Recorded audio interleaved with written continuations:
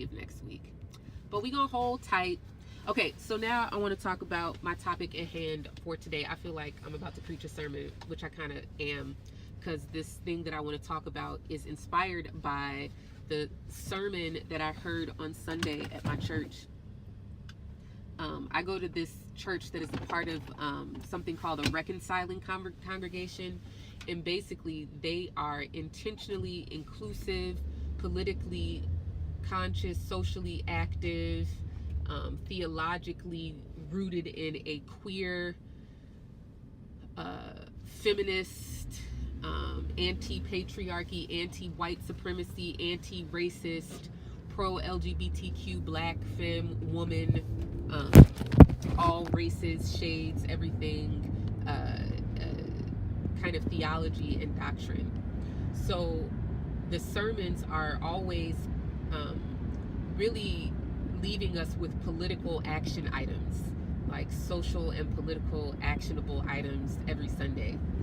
So oftentimes when I'm listening to the sermon, like my brain automatically computes and translates to astrology, and it's really fascinating how the sermons that they preach, like based on real stuff that's happening in the world frequently,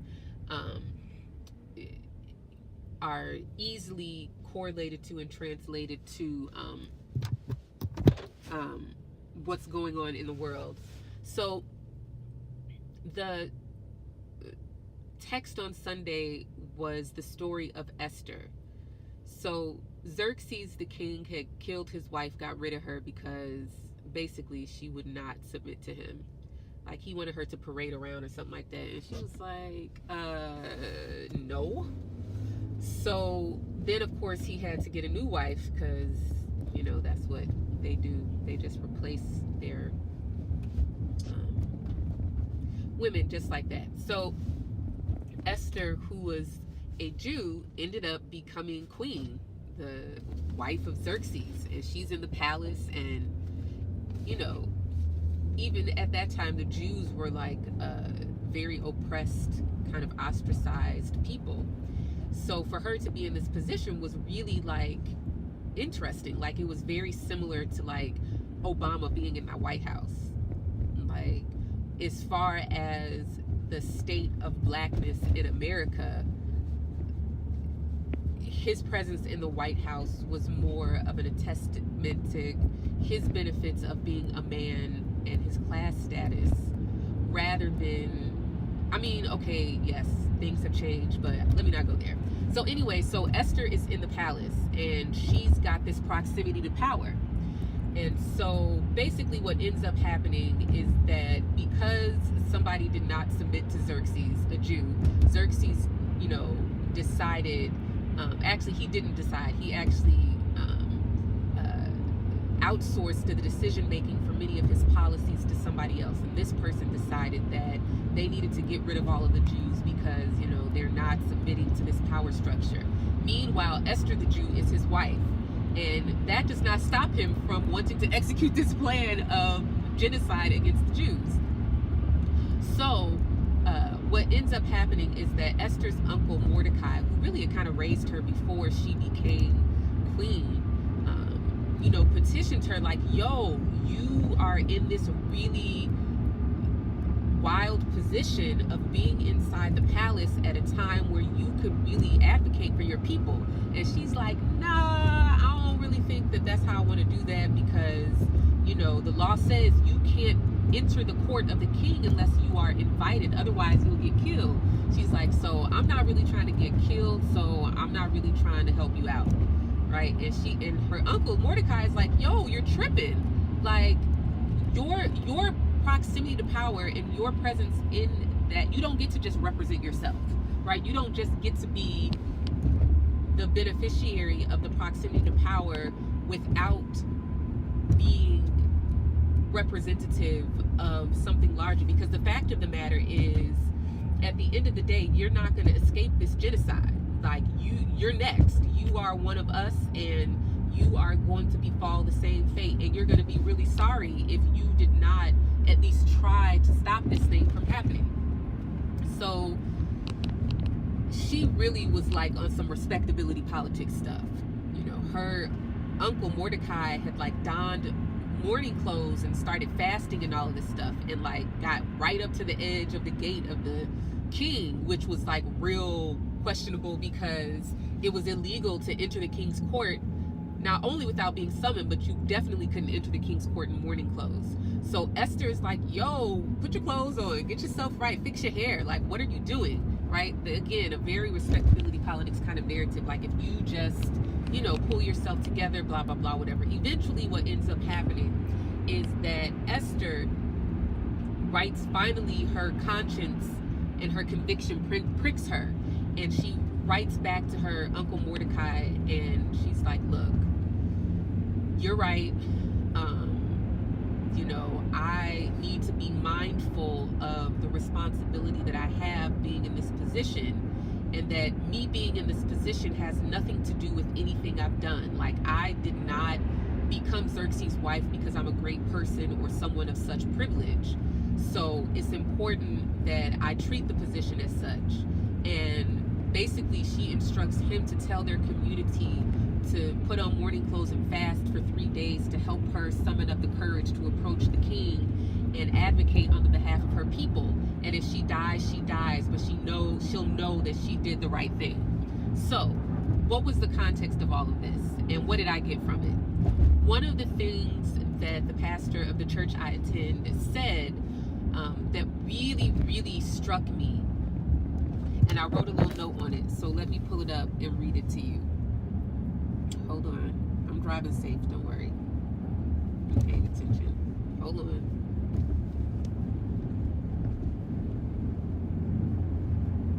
Right, okay.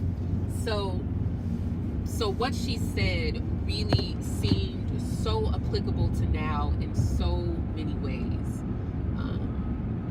She highlighted how Esther lacked the courage and the strength of will to act. She also felt like she really didn't have the authority to make an impact. So for me, those two things are related to Mars, your strength of will, the courage to act, the gall, basically, like yeah, I can do this. Huh, who gonna check me? Who gonna tell me no? That's Aries. And then Leo, the second fire sign, is the authority. So having the position, right? Having the title, to make a decision and to affect the outcome. Esther felt like she lacked those two things. And I felt like that was so relevant to this present moment where we struggle to refrain from becoming apathetic and nihilist, right? We struggle to know what to care about because there are so many things that are wrong at this moment that it's very hard to know what we should do, right? And part of it is feeling like our actions don't have an impact, right? We feel like our actions don't have an impact, and so why do anything? We feel like, well, I'm nobody. I don't have any special position or authority like Esther. She was just a Jew in the palace. That it really didn't mean anything as far as she was concerned. But Mordecai really pointed out to her that your proximity to power is enough to make your actions effective and powerful. Your voice can have a power. So one of the examples that the pastor gave was when she was talking about how everyone surrounding R. Kelly had power, and yet they all abdicated and gave up their power because proximity to power was more important than conviction. And so that leads me to the third thing.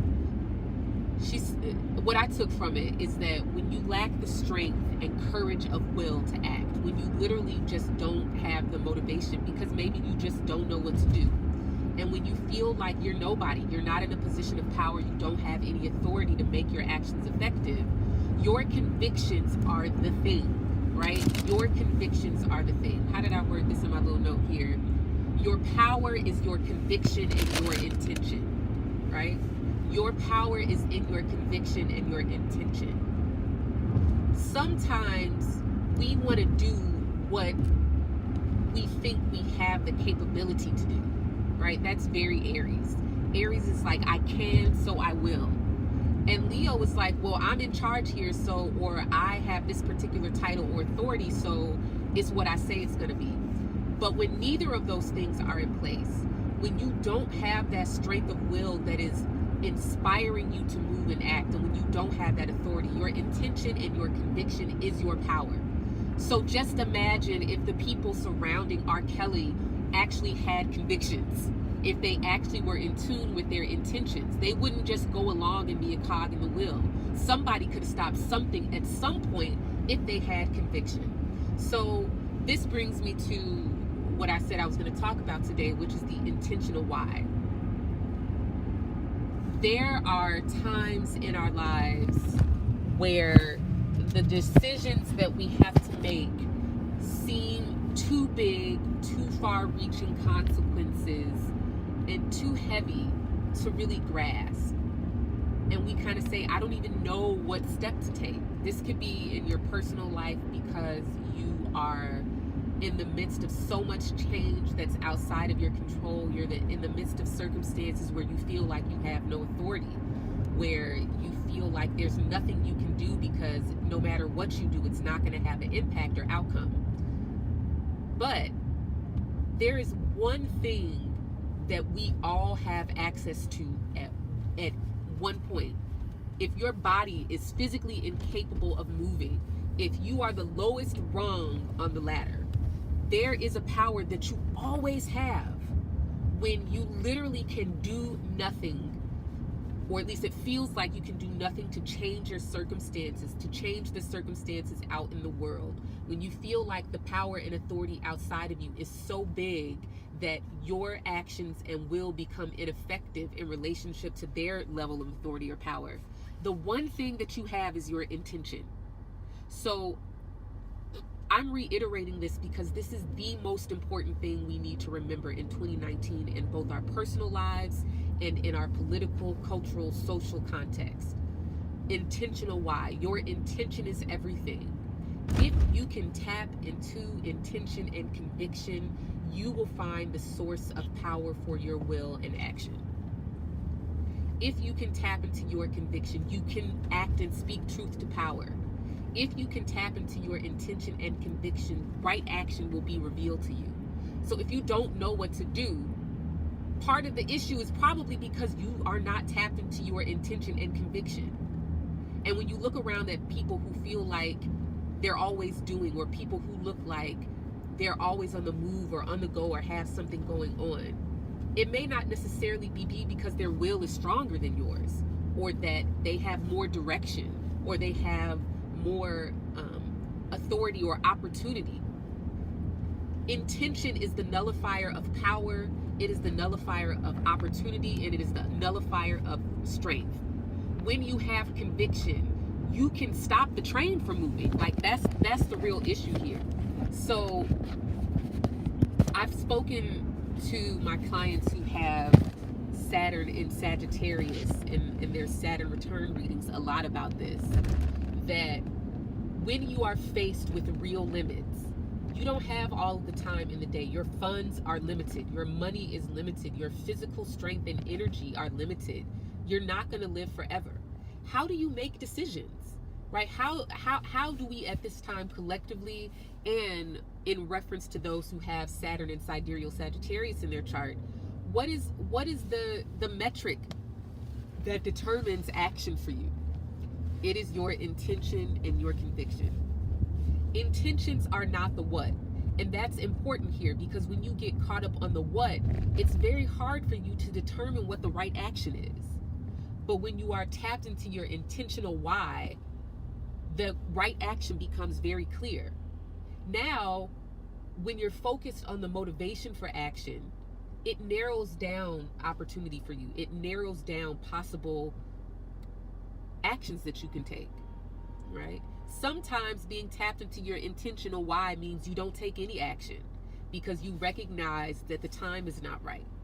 So I really want to help us all with this. I feel like one of my gifts in life is helping people to uncover their priorities and their core values and help them to discover the language to articulate their core values. This is the most important thing.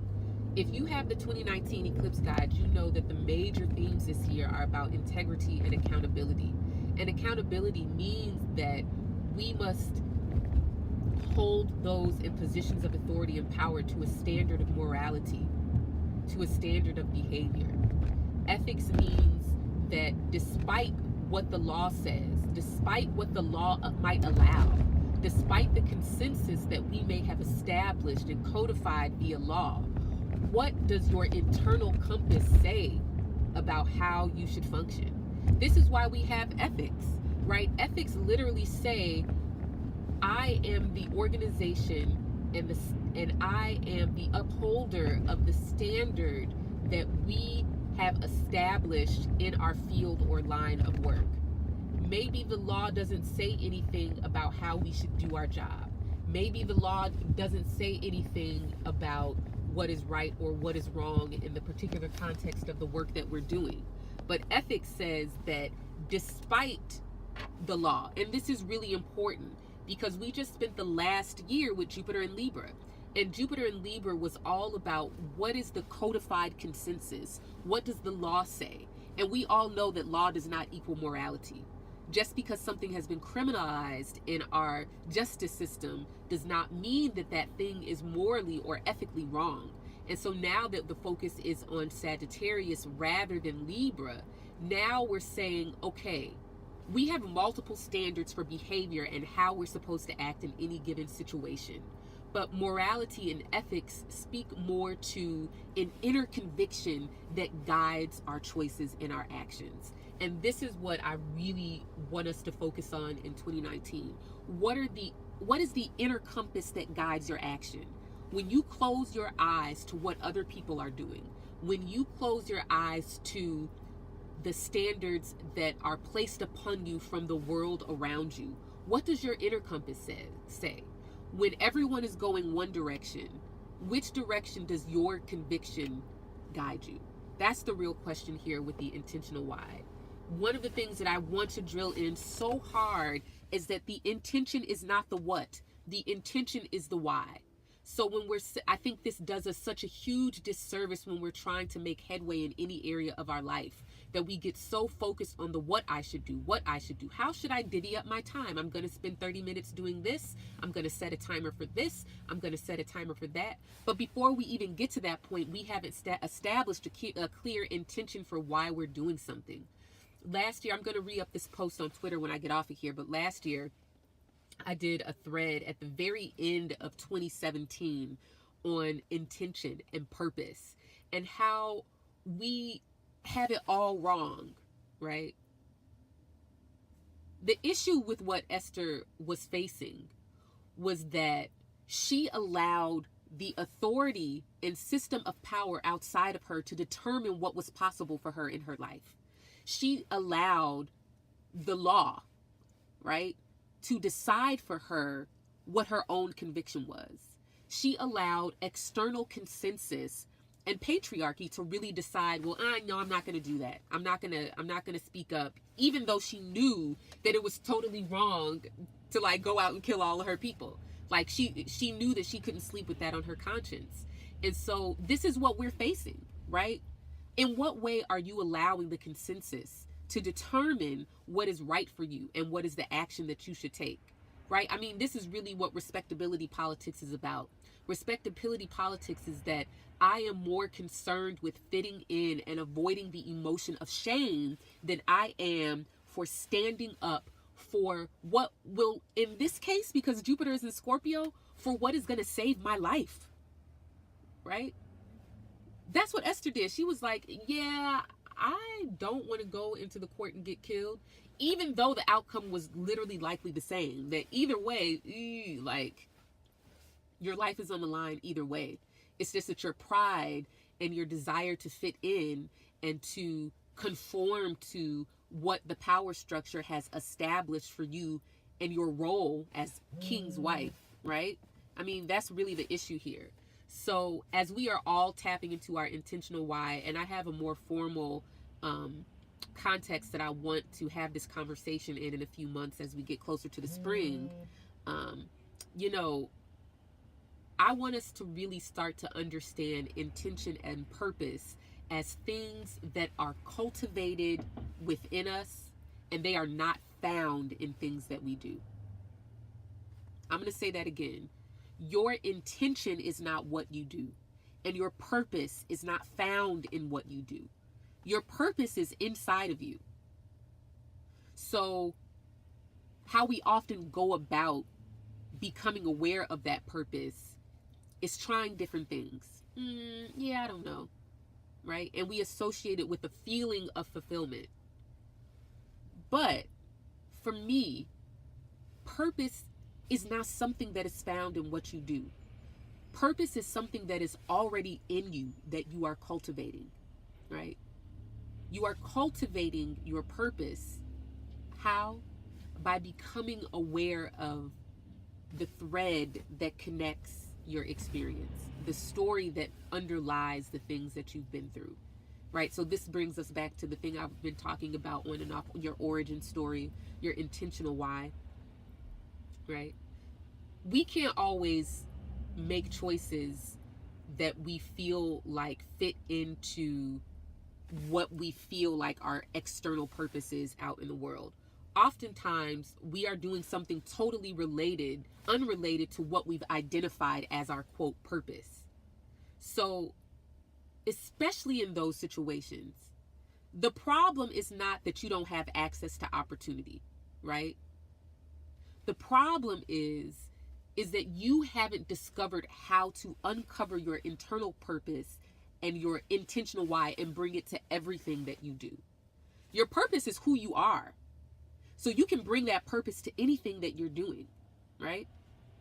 That way, we're not waiting for something to come to us and say, yes, this is the thing that I know that I'm always supposed to do. Personally, I think that we're so short-sighted that we don't really know what will fulfill us. And we don't recognize that there are things that we have rejected that can bring us fulfillment and joy. There are things that we did not even think were a possibility, or maybe aren't even aware of or have access to, that can bring us joy and fulfillment. But just today, I want you to try this. I want you to sit and think about how you can bring a sense of purpose and intention to whatever it is that you're doing. What does it look like today for you to bring inner conviction to your job? You could have the most whack job, right? Cleaning bathrooms at McDonald's, right? I'm going to give you a really great example of this. So when I was in college and when I was a teenager, a family member of mine owns a construction company. So the way that we all made money over the summers was by working construction as a laborer. Do you think I wanted to be out there working construction as a laborer? It's hot. I used to have because I didn't know better than to put on like sunblock or something like that. I used to have like raccoon eyes from the protective glasses that I would have to wear while I was out there. So my skin would be all dark, but then under the glasses, my skin would be this color, and I'd be walking around like with raccoon eyes. So I was out there doing all kind of stuff, carrying 2x4s, working jackhammers, me, right? I did not want to be out there. I was in music school, but I'm out there, doing hard labor because I'm trying to make some money for school. And so as I looked back over my life and when I was a little bit further past it, that situation, and like, first of all, let me just be clear. It was a major blessing to have the opportunity to make that kind of money this summers doing college so that I could have money during the school year. But looking back over it, there were so many different ways that I was able to bring my internal sense of purpose to what I did, and how I was able to make that a fulfilling experience for me, because I wasn't so focused on what I was doing. I was focused on the disposition and intention and internal sense of purpose to what I was doing. I would be literally like, there was one particular labor foreman who did not want to let me do any work, right? So I would literally be inside I would literally be inside the trailer, just sweeping the trailer for hours and hours, right? And then he'd be like, all right, Dana, go take my truck and get us some lunch, right? They send me to Popeyes to get lunch for all the guys. So I would be in there for hours sweeping the trailer, right? The only way I could pass the time was like, there were no cell phones, so I didn't have like a cell phone with headphones or nothing, because we didn't have cell phones like that. There were no smartphones in 2002. If there were, it wasn't like that. So anyways, right, I think maybe eventually one summer I took my iPod out there, but nope. So but yeah, I would be in there singing, right? Because I could sing anywhere. But that was the only way like I could pass this time and be sane, right? So today, you may not be where you think you want to be. You may not be doing that thing that you've got your eye on as your ultimate goal. But how can you bring to whatever it is that you're doing a sense of intention and purpose? This really helps us to reframe what intention and purpose is. A great way to think about it is, what is the feeling that I want to have in this moment? What is the feeling that I want to have while doing this work? If I can't escape this circumstances, I mean, this to me really brings up the idea of like enslaved Black people and their work songs, and how they were out in the field singing and wailing and,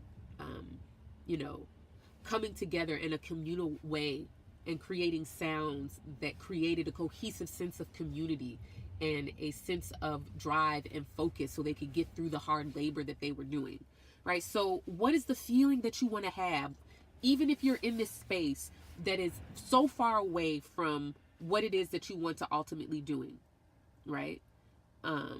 So that's that on that today. I've got to get in the house because I got mad work to do.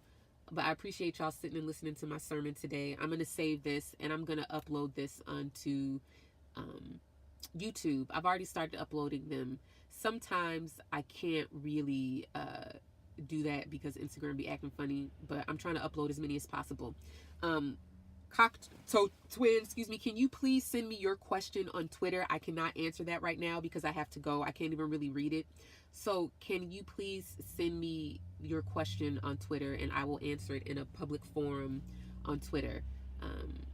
Yeah, I'm gonna save this video. Come back and watch it. I'm gonna come back and watch it because I need this word for myself. You know what I mean? Have a good Tuesday, y'all. Bye.